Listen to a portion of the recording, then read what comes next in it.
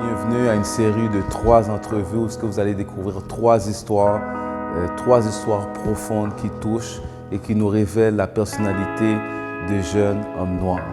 Bienvenue dans la série Black Men Open Up.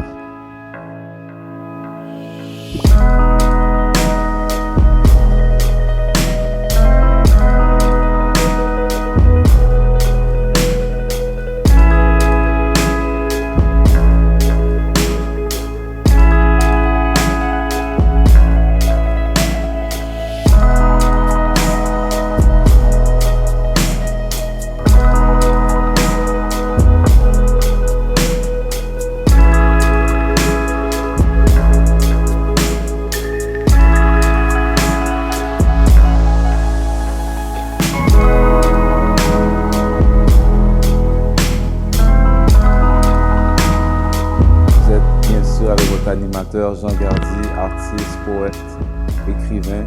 Et ça va me faire plaisir de vous faire découvrir l'histoire de ces 3 invités.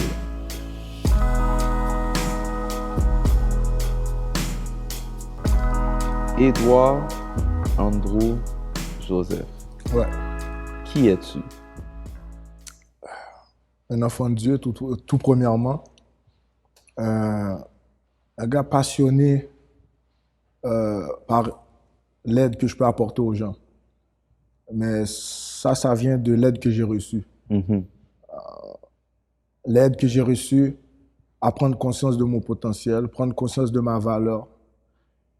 Mais le plus important, prendre conscience que je n'étais pas mes erreurs. Et si aujourd'hui j'œuvre dans les domaines que j'œuvre, c'est vraiment à cause des expériences que j'ai reçues.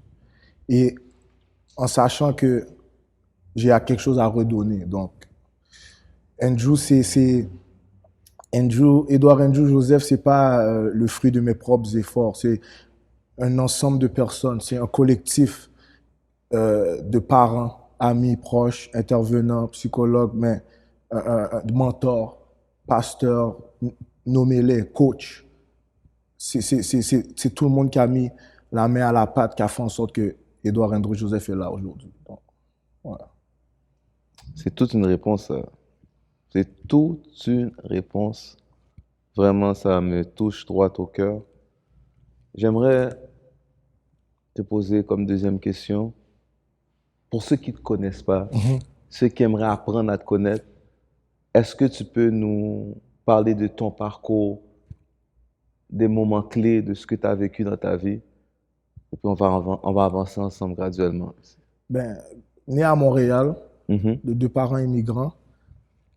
De quelle origine? Haïtienne. Haïtienne. Okay. Haïtienne. Donc, mes parents sont venus dans les années 80. 80. Puis ils se sont rencontrés ici. Ok, ils se sont rencontrés ici. Exact. Moi, je suis né en 1991 à Montréal. Puis quel quartier? Actually, je suis né à Laval, mais j'ai grandi 1 an et on a déménagé à Montréal. Okay. Donc vraiment, j'ai passé un peu de temps à Côte-des-Neiges, mais très jeune. Après ça, c'est l'est de Montréal, plus précisément quartier Saint-Michel. Saint-Michel, et ensuite quartier Rivière-des-Prairies. Mais c'est vraiment les 2 quartiers qui m'ont beaucoup influencé et qui m'ont marqué. Qui t'ont marqué. Donc, mes parents se sont quittés jeunes. Ok, donc, tu te rappelles de ça, le divorce de tes parents? Je me rappelais que mon père était là, il n'était pas là. Il était là, il n'était pas là. Et à un moment donné, il n'était pas là pendant une longue période. Mais je ne comprenais pas réellement ce qui se passait. Ce que je savais, c'est que je passais du temps avec ma mère, plus de temps avec ma mère, et ma grand-mère du côté maternel. Et mon père n'était pas toujours là, mais c'est vraiment avec une mère monoparentale. Elle travaillait 2 emplois. Elle n'était pas souvent à la maison. Donc, c'est vraiment, après l'école, tu te retrouves seul, ou tu te retrouves avec tes frères et sœurs, mais ils ont à peu près la même âge que toi. Mais il n'y a pas vraiment de leader, il n'y a pas vraiment de boss. La même chose, quand tu quittes l'école, tu ne rentres pas tout de suite à la maison parce que tu sais que maman n'est pas toujours à la maison. Donc, tu en profites, tu vas dans les ruelles, tu chilles avec les amis. Mais vraiment, ce n'était pas un quartier évident à dealer avec. Quartier Saint-Michel, mais plus précisément boulevard P9. C'était pas évident. Où il y a le terrain de basket. Exactement. Ouais, exactement. Puis le truc avec ça, c'est que après mon secondaire 1 à Louis-Joseph Papineau, c'est là que j'ai vraiment été introduit à un milieu de la rue. OK. J'ai été introduit dans les gangs de rue, vraiment. Mais pas d'une manière orthodoxe, dans le sens que j'ai été voir les gars en disant « Hey, moi, je veux faire partie de la gang. À force que tu te tiens avec tes amis du primaire, l'école secondaire, c'est un peu effrayant. Quand tu passes d'une école, on va dire, de 300, 500 élèves, tu arrives au secondaire, c'est plus compliqué. Tu veux faire ta place, donc tu te tiens avec les personnes qui te ressemblent le plus ou les personnes avec qui tu as plus de familiarité, qui veut dire les gens du primaire. Mais ces gens-là, des fois, ils étaient déjà impliqués dans des activités à cause de leur grand frère ou leur cousin. Et à force d'être avec eux après l'école, tu te retrouves là quand il y a des choses qui se passent. Donc, à un moment donné, on m'a demandé, tu peux plus juste être un témoin. Tu es là ou tu n'es pas là. Ouais, t'es dedans ou t'es pas Exactement. Donc, c'est là que les activités ont commencé. Là, je n'étais plus juste un spectateur. Là, je participais activement. Mais sans même comprendre encore ce que je faisais. Juste une question, quel genre d'activité? Mais quand on était jeune, on ne pensait même pas à l'argent. C'était plus question de territorial. OK. Par rapport à quel quartier tu viens, quelle couleur que tu as. Moi, quand j'ai grandi dans quartier P9, on parle de primaire jusqu'à première année secondaire. Même la couleur de tes lacets te donnait des problèmes. Je comprends. Donc, c'était vraiment ce genre d'atmosphère-là qu'il y avait à longueur de journée. Territorial, d'où tu viens, t'es qui. Donc, ça, c'est vraiment une période qui a frappé ta préadolescence, je pourrais dire. Beaucoup, OK. parce que tu veux pas te retrouver tout seul à l'école secondaire. Tu veux être sûr que tu as comme une genre de protection. Donc, tes amis t'assurent cette protection-là. OK. Mais cette protection-là vient avec un coût. Est-ce que toi, tu les protégeras à ton tour? Qu'est-ce que tu donnes en échange? Voilà. OK. Puis, mon grand frère qui était à la maison avec moi, on a quand même 12 ans de différence. OK. Donc, pendant que moi, je commence le secondaire, lui, il est déjà à l'université. OK. Il n'a pas vraiment le temps de surveiller son petit frère et tout. Donc, et c'était pas comme s'il me laissait à moi-même. C'est plus que mi-vingtaine. Ouais, il y avait son monde à lui. Exactement. Puis, donc, on était un groupe de jeunes sans leader, mais on pensait tous qu'on allait quelque part de positif. Mais en réalité, on se guidait tous vers la destruction. Dans la limite de votre connaissance. Donc, ma mère a quitté le quartier pour nous donner une opportunité de pouvoir se développer. Et elle a acheté une maison en banlieue. OK. Mais c'était difficile pour elle parce qu'elle était seule à payer. Elle était seule. Fait que ta mère, elle, courageuse, femme noire, elle se dit, mes enfants sont dans un quartier, ils sont en train de s'autodétruire. Exact. Moi, je vais prendre la responsabilité d'une hypothèque seule, avec 2 enfants, avec la distance. Et j'aurais pas pu mieux le dire. Donc, c'est même pas qu'elle savait comment elle allait y arriver, mais elle s'est dit, en tant que mère, c'est mon mandat de donner une opportunité à mes enfants. OK. Donc, c'est pour ça que je respecte beaucoup ma mère pour ça. Puis, avec le temps, mes problèmes de comportement ont commencé à augmenter. Augmenter même si tu as déménagé? Même si j'ai déménagé parce que je retourne à Montréal. Et là, maintenant, le dossier scolaire que j'ai eu à l'école publique à Montréal a fait en sorte qu'on me mette dans une école pour troubles de comportement. Où est-ce que j'ai déménagé. OK. Donc, le dossier des actions, des comportements, déjà là, si on approche la santé mentale, wow. Déjà là, à un jeune âge. Trouble de comportement. Mais je ne comprenais pas encore. Tu comprenais pas Je ne comprenais pas encore comment ça se fait qu'on me décrivait toujours étant jeune. Oh, toi, on te met devant la télévision après ta douche. Quand tu étais jeune, tu dérangeais personne. Mais comment ça se fait que maintenant j'ai des comportements violents? Donc, mais c'est des choses que je ne réalisais pas sur le coup.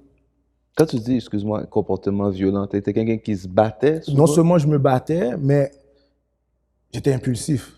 Comme tu étais toujours prêt à sauter. Frapper, à sauter. Mais par moment, la situation ne demandait aucunement ça. OK, je comprends. Mais c'est juste, on dirait que c'était devenu mon comportement. OK. Puis, à cause de ces comportements-là, j'ai été mis dehors de l'école de troubles de comportement. On t'a mis dehors d'une école de troubles de comportement. Exact. Donc que toi, ils sont plus capables avec toi. Ça commence. Puis avant même que ça arrive, j'ai été pris. Tu sais, c'est mon passé. Là, je suis à l'aise avec. Grâce à Dieu, je suis capable d'en parler. Mais j'ai été pris à vendre de la drogue sur le terrain de l'école. Donc toi, tu vendais de la drogue? Très jeune. Très jeune, tu vendais de la drogue à l'école? Parce que c'est ça qu'on m'a présenté. Si tu veux faire de l'argent rapide, j'ai une solution pour toi, si ça te dit. Puis, commençais à juste vendre la marijuana. Mais tu consommais aussi, donc? Oui, oui, Ok, tu beaucoup, consommais, beaucoup, mais t'as fumé un bonbon, là, ou t'as fumé boss. on a fumé buzz, mais la réalité, c'est que au début, c'était juste d'une manière récréative, si on dit ça comme ça. Tu Mais regardes un tranquille, film, tu vas au cinéma, t'es avec tu chill avec tes une amis, femme, tu fumes un joint, ok, mais je tu comprends. réalises très vite que après quelques années, oh, je suis fâché, il faut que je fume. Ouais. Je Je suis stressé, il faut que je fume. Je suis triste, il faut que je fume. Faut que je fume. Là, ça devient un mode de vie. Une béquille. Merci. C'est un deuxième cerveau. Je comprends. Puis, quand on m'a mis dehors de l'école de troubles de comportement, c'est là que la descente aux enfers a commencé. Ok. Parce que quand on te met dehors d'une école de troubles de comportement, tu as 14 ans. Le Québec exige que tu sois dans une institution scolaire jusqu'à 16 ans. Et ensuite, la décision te revient si tu veux poursuivre tes études ou pas. Mais moi, j'étais sur une liste d'attente pour une autre école de troubles de comportement. Une autre école. Mais cette attente-là, mon tour n'est jamais venu. Donc, de 14 ans à 16 ans, j'étais dans la rue à temps plein. De 14 ans à 16 ans, à 16 ans, toi, tu es dans la rue, à Montréal, au Québec. Ouais. Puis, ce que ça a fait, c'est que je me suis mis dans les problèmes. Donc, à 15 ans, j'ai visité les centres jeunesse. Puis, c'est là que ma mentalité a commencé à changer, tout tranquillement, pas vite. Je savais que je voulais pas finir comme ça, mais j'étais pas sûr de comment m'y prendre. Tu sentais que il y avait quelque chose à l'intérieur de toi, je suppose, qui te faisait sentir un malaise par rapport à peut-être plus que ça. Voilà. Donc là, après ce séjour-là, j'ai pas pu habiter avec ma mère tout de suite parce que ma mère était un peu fatiguée de moi. Donc à ce point-là? Et même pour vous dire, maintenant, grâce à Dieu, j'ai une excellente relation avec mon père. Mais dans le temps, quand c'était le temps que je sorte, ils ont même envoyé une lettre à mon père parce qu'il habitait à Boston dans le temps. Est-ce que vous voulez prendre en charge votre fils? Même lui a dit non. Il a refusé. Ouais, exact. Donc j'ai dû habiter avec ma tante. Ton père t'a refusé de s'occuper de toi. Et ta mère a dit qu'elle était plus capable. Mais ma mère, je comprenais. Mon père, je comprenais pas. Ok, lui, c'est ta réputation dans le fond. J'étais en colère contre lui parce que je me disais, c'est la manière qu'il a écrit la lettre. Ok. Mais en même temps, si je suis honnête avec toi, mes comportements n'étaient pas vraiment... Quand tu regardes, mais sur le coup, ça fait mal. C'est l'émotion. Quelle émotion que tu as sentie? Je veux dire, ton père... Abandon, tristesse. C'est les deux qui étaient le plus forts. L'abandon et la tristesse. Exact. C'est pas assez bon, là. Puis là, j'habitais avec ma tante, mais j'étais toujours pas à l'école. Je travaillais dans un entrepôt à lever des boîtes. J'avais 15 ans, je m'en allais sur mes 16 ans. Je savais toujours pas où ce que j'allais, mais je savais que je voulais changer ma vie. Wow. Puis, tranquillement, pas vite, je me réinscris à l'école. OK. Là, ma mère et moi, notre relation va mieux. Oh, OK, tu veux revenir à la maison? OK. Puis, je me réinscris à l'école des adultes à 16 ans. À 16 ans, OK. Je me réinscris au football. J'ai connu le sport, c'est une chose que j'ai oublié de mentionner, mais mon grand frère, malgré qu'il n'était pas...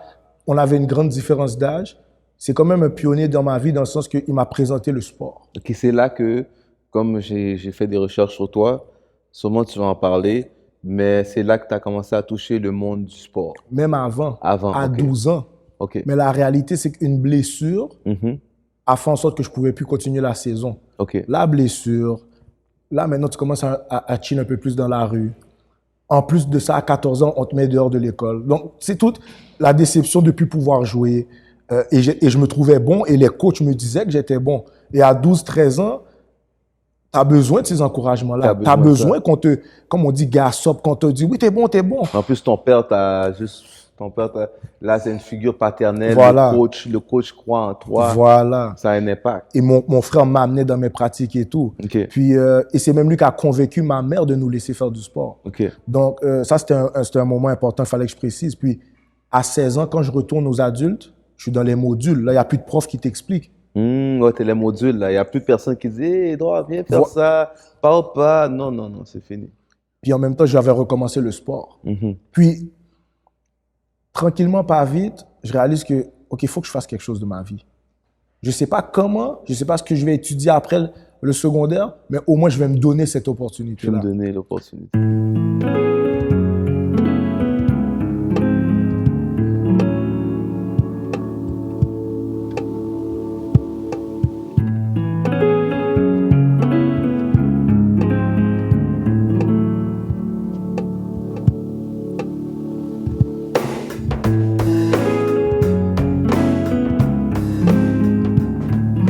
Puis à un moment donné, en allant voir mon frère jouer au basket, je rentre en conflit avec un spectateur. Avec un spectateur Ouais, de la foule. Exact. Mais c'était un étudiant de l'école. OK. Je rentre en conflit avec et le coach de football vient et est comme qu'est-ce qui se passe ici? Il nous sépare. Puis il me dit OK, toi tu t'es qui toi? Je dis je suis le frère de un tel un tel. Ah oui, je savais pas qu'il y avait un frère. OK. T'as quel âge? T'as quelle année tu joues au football? Il me dit OK. Il me dit viens me voir lundi avec tes papiers.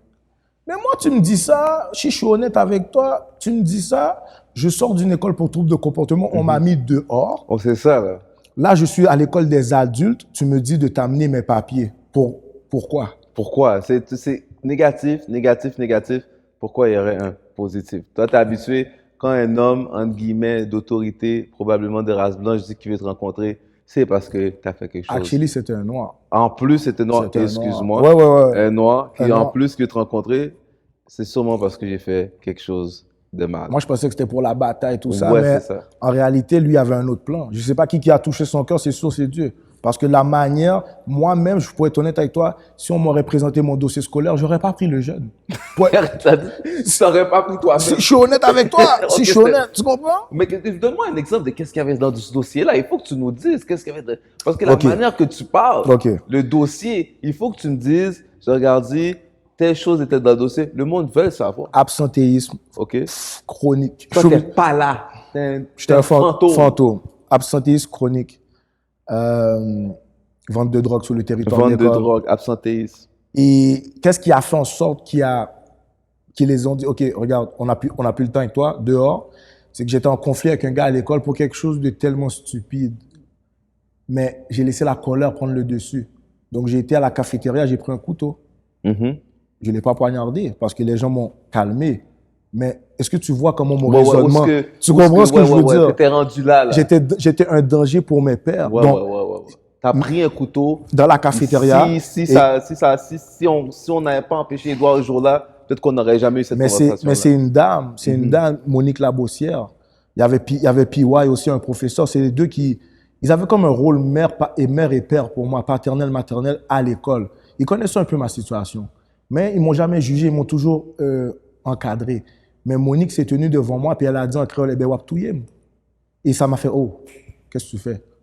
J'ai lâché le couteau. C'est que même dans ce moment-là, il y a du monde qui t'a montré de l'amour.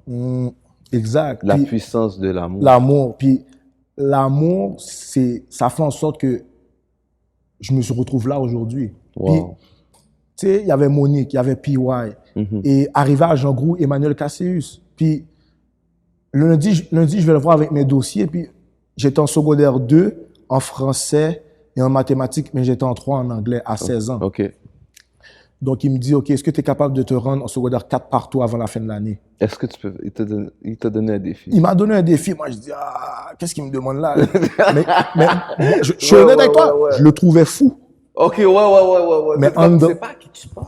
À moi, tu me demandes ça, quoi. OK. Mais en dedans de moi, je sais pas, il y a quelque chose qui m'a dit, t'as rien à perdre. Ouais, t'as rien à faire. T'as rien à perdre. Wow. Tellement tu veux changer ta vie, t'as rien à perdre, fais-le. Fais-le. Je savais que la prochaine étape, c'est la prison. Ça allait pas être le centre jeunesse. C'est la suite logique, là. C'est ça, là. Tu comprends? À moins qu'il y ait une intervention, comme en anglais dit, là, il y a une intervention, quelque chose qui va se passer, là. C'est ça qui s'est passé. Exact. Puis, je l'ai écouté. J'ai fait ce que je devais faire. Mais on m'a pas accepté tout de suite. Je pratique avec l'équipe de football. L'été arrive, l'école commence. Lundi arrive, première journée d'école, on m'appelle pas. Mardi, on m'appelle pas. Mais on a un match vendredi. Le vendredi matin, le directeur m'appelle à l'école. Et il me dit, bon, OK, assis-toi, on va discuter. Est-ce que tu es capable de garder un œil sur ton frère?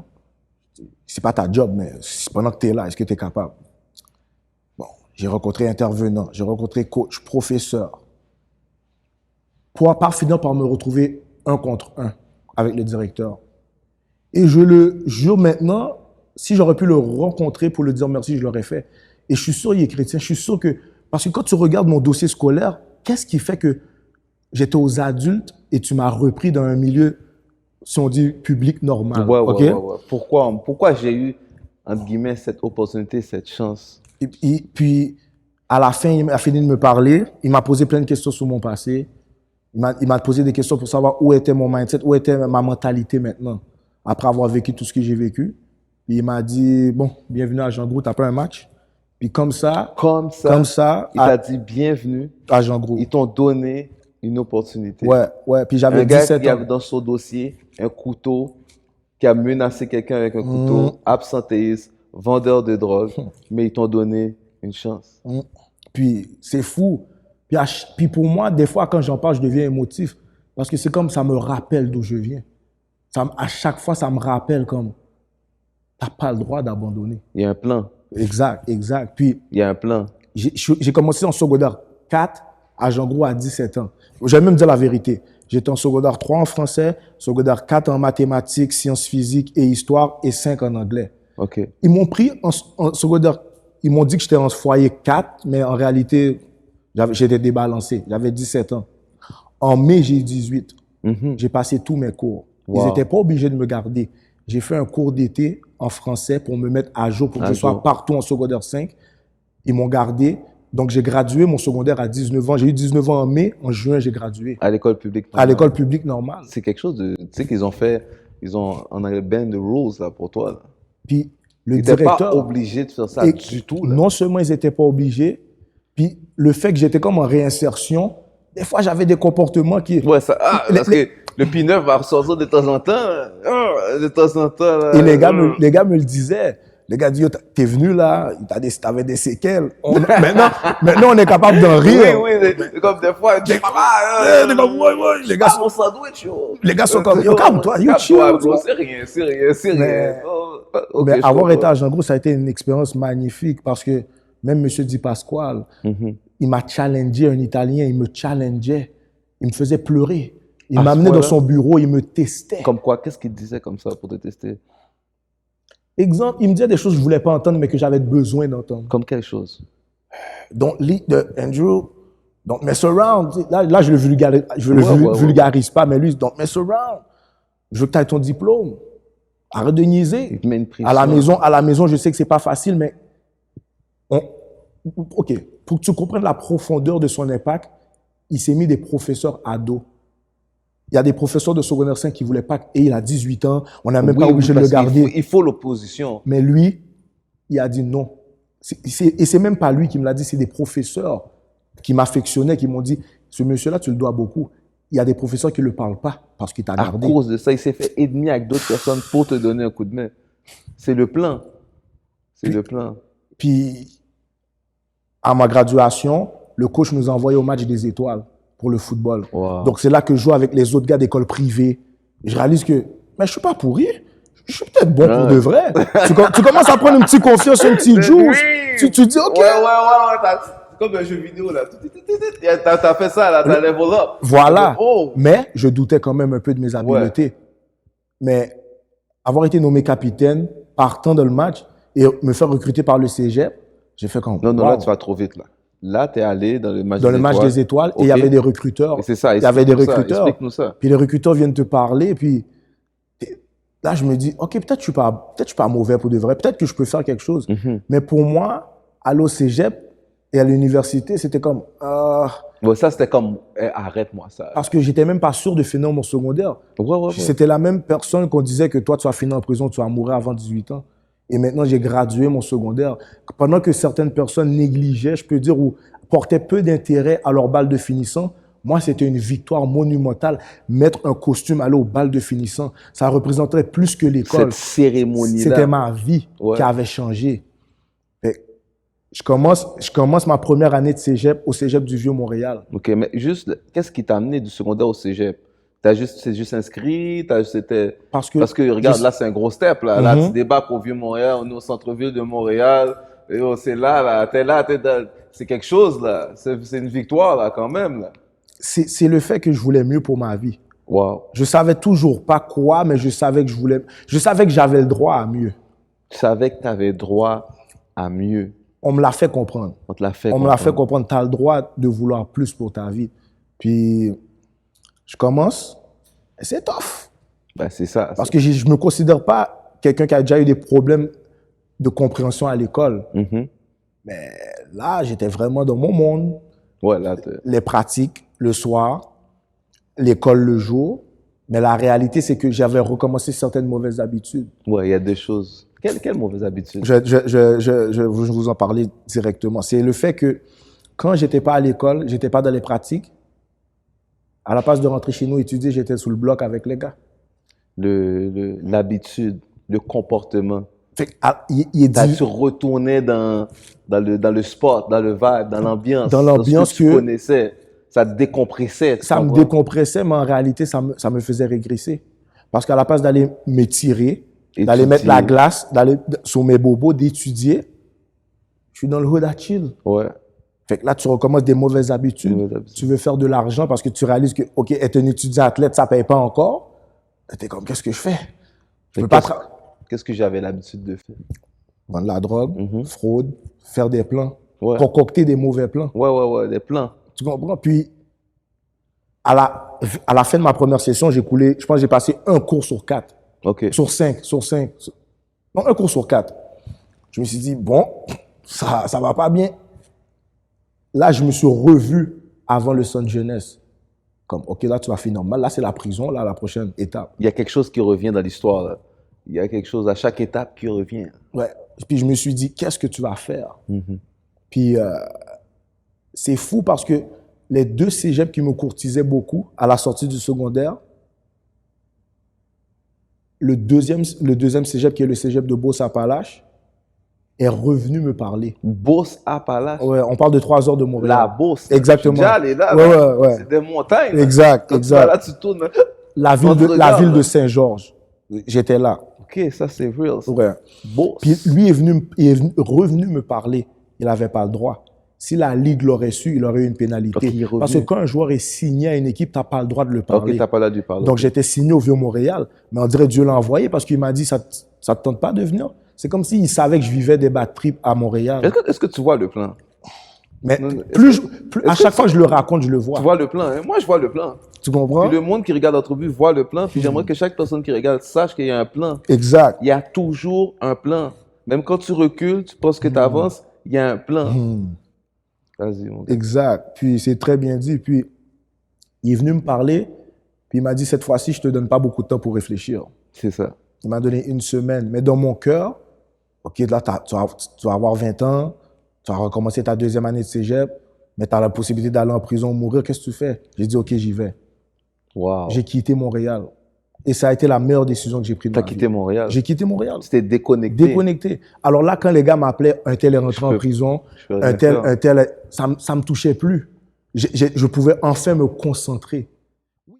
Tu as partagé ton histoire, Edouard. Ton histoire, elle est grande. C'est un plan, comme je disais. Tu as parlé de ton parcours. Avant de terminer, j'aimerais que tu termines ton parcours à partir de la Beauce et puis après, on va rentrer dans le dernier sujet. Puis c'est ça. Donc, par rapport à ça, où ce que j'étais vraiment challengé, c'est quand mes frères sont rentrés en prison en même temps.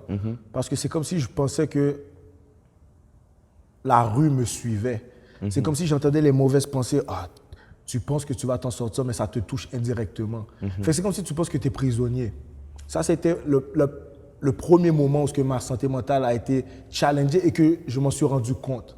Mais le deuxième, c'est où mon ami est mort en 2015, août 2015. Ma fille est née un mois suivant, un mois directement après. Rapidement, ton ami est mort de... Qu'est-ce qui s'est passé? Violence. La rue. La rue. Mais c'était pas un gars de gang. C'est ça qui m'a le plus touché, c'est que c'était le gars quand on était plus jeune qui disait, par exemple, quand vous avez fini vos coups, venez me voir. Moi, je ne veux pas aller avec vous. OK. Mais c'est lui qui est mort. C'est lui qui est mort. Je viens de perdre un ami. Ma fille naît tout de suite. Un mois après. Oh, j'étais challengé, là. J'étais challengé et je remettais tout en question. OK. J'étais en colère. J'avais de la misère à dire à la mère de ma fille, en ce moment, ça ne va pas bien, donne-moi un petit temps. On pouvait être en train de regarder une émission. Je ris, et puis je ne parle plus. Ouais, pendant 5 minutes. Puis elle me regarde, qu'est-ce que tu as? Je ne suis pas capable de le dire. Mais en réalité, ce que je voulais dire, c'est que yo, I'm fed up. T'es fed up. Et tu comprends? Donc, je veux parler, avant qu'on termine l'entrevue, je sais que ton histoire, elle est très longue. Et c'est une entrevue qui nécessite même une deuxième partie. Mais avant de te laisser partir, je veux que tu me racontes ton parcours par rapport à la santé mentale. Parce que c'est sûr que à travers toutes ces épopées-là, toutes ces histoires-là, tous ces récits-là, c'est quoi les diagnostics que tu as reçus par rapport à ta santé mentale? Est-ce que tu as consulté? Est-ce que tu as dû prendre des médicaments? Ce que j'ai fait, Est-ce que jusqu'à présent, c'est un monde auquel tu fais appel? Qu'est-ce qui se passe présentement? dans le fond, c'est que je savais que j'avais besoin d'aide parce que ça affectait même ma relation au foyer. OK. Mon incapacité de communiquer mon inconfort et ma tristesse, ma colère. Wow. Ça affectait mes relations. Je m'isolais, je ne voulais pas parler à personne. Puis, mes amis m'ont pris dans un coin et m'ont donné de l'amour. La seule raison pourquoi je n'ai pas été vers eux, c'est que j'avais honte moi-même de mes fautes. J'avais honte de mon comportement. Donc, je me demandais comment les autres allaient me voir. Mais comme Dieu a vu que moi, je n'avais pas la force d'aller vers les gens, il a envoyé les gens vers moi. OK. Ils m'ont donné de l'amour. Ils m'ont dit, c'est correct qu'on est avec toi. Mais il faut que tu changes. Faut que tu On changes. va t'aider. On m'a référé à un pasteur qui est psychologue aussi. Un pasteur psychologue, OK. Waouh, Monsieur Gauvreau. Monsieur Gauvreau, après la première réunion, c'est comme si je sentais qu'il y avait un poids qui était retiré de mes... Carrément. Carrément. La première réunion. Je savais que je n'étais pas guéri complètement, mais je savais que j'avais, on va dire, 75% qui venait de... Parce que je l'avais verbalisé, parce que j'ai mis à la lumière ce que je gardais dans le noir. Tu comprends ce que je veux dire? Fait que ta rencontre avec, pour rentrer dans le vif, tu as fait une rencontre avec un psychologue qui était un pasteur. Et durant cette première rencontre-là, tu as pris une décision de consulter, de trouver des solutions. Je vois Andrew est là, assis là, toi là. Ce gars-là qui a eu tout ce parcours-là, tu as consulté un psychologue. Ouais. À la première rencontre, tu sens que tu as eu un changement dans ta vie. Directement. C'est comme si mes yeux se sont ouverts. Pourquoi tu avais peur d'en parler? Pourquoi tu gardes tes problèmes pour toi? Pourquoi tu te noies dans tes problèmes tandis que les bouées de sauvetage sont là? Excellent. Tu comprends? Donc, Et Andrew, pour terminer, est-ce que toi, tu continues à recevoir des services par rapport à la santé mentale? je continue plus de rencontrer M. Gauvreau, mais ce que mes amis m'ont appris pendant ce temps-là, je continue de l'utiliser. OK. Une des choses importantes qu'on m'a appris, c'est comment tu peux, comment je pourrais dire ça, comment tu peux articuler ton mécontentement sans montrer de la colère. Comment tu peux dire comment tu te sens sans faire la personne se sentir mal. Juste mettre de l'avant comme voici comment je me sens quand telle situation arrive, mais pas dénigrer la personne avec qui tu communiques. Donc, tu as appris des nouveaux comportements à travers tes rencontres avec un psychologue. Exact. Des nouveaux outils. Ouais. On a besoin d'outils pour construire une maison. On a besoin d'outils pour construire une auto. On a besoin d'outils pour réaliser ses projets. Mais les gens doivent comprendre que dans ton histoire, Edouard, il faut avoir des outils pour bien penser. Et maintenant, oui, je peux juste dire là aussi, le plus important que j'ai appris, c'est que je n'étais pas mes erreurs. Alors, je me regardais dans le miroir, je me dégoûtais moi-même. Tu voyais seulement des erreurs. Et parler avec M. Gauvreau, parler avec mes amis, m'ont fait réaliser que j'étais unique, j'avais de la valeur et que je n'étais pas mes erreurs. Excellent. Donc, voilà. Et en terminant, moi, premièrement, j'aimerais terminer en disant que c'est une rencontre merveilleuse que j'ai pu faire grâce à Jardin Essentiel, que tu nous racontes ton histoire, ton parcours, les diagnostics qui t'ont été faits, que tu n'as pas été gêné devant un professionnel de la santé. Je pense que tu es vraiment un modèle. Il y aurait beaucoup de choses à dire, beaucoup de choses qu'on s'est dit hors de la caméra, mais éventuellement, je sens que ce n'est pas une histoire qui va s'arrêter là avec nous, Jardin Essentiel. Donc, j'aimerais te remercier. J'aimerais que tu dises en 2-3 mots, si quelqu'un regarde aujourd'hui, souffre, un trouble d'anxiété, qui est en dépression, qui croit qu'elle est la somme de ses erreurs, et on va finir avec toi, qu'est-ce que tu lui dirais? C'est simple. Ton commencement n'est pas ta fin. Tes erreurs, c'est un chapitre. Ce n'est pas la fin de l'histoire. Dieu place des virgules, il ne met pas de points. Nous, on se met des points, mais Dieu, il place que des virgules. Et il faut juste que tu sois entouré de gens qui sont capables de te faire analyser ce qui est sur ta balance. Et quand tu vas comprendre que tu n'es pas tes erreurs, tu vas commencer à voir ton potentiel et ton potentiel va peser plus lourd que tes erreurs. Donc, En tout cas, merci beaucoup. merci à toi. Merci.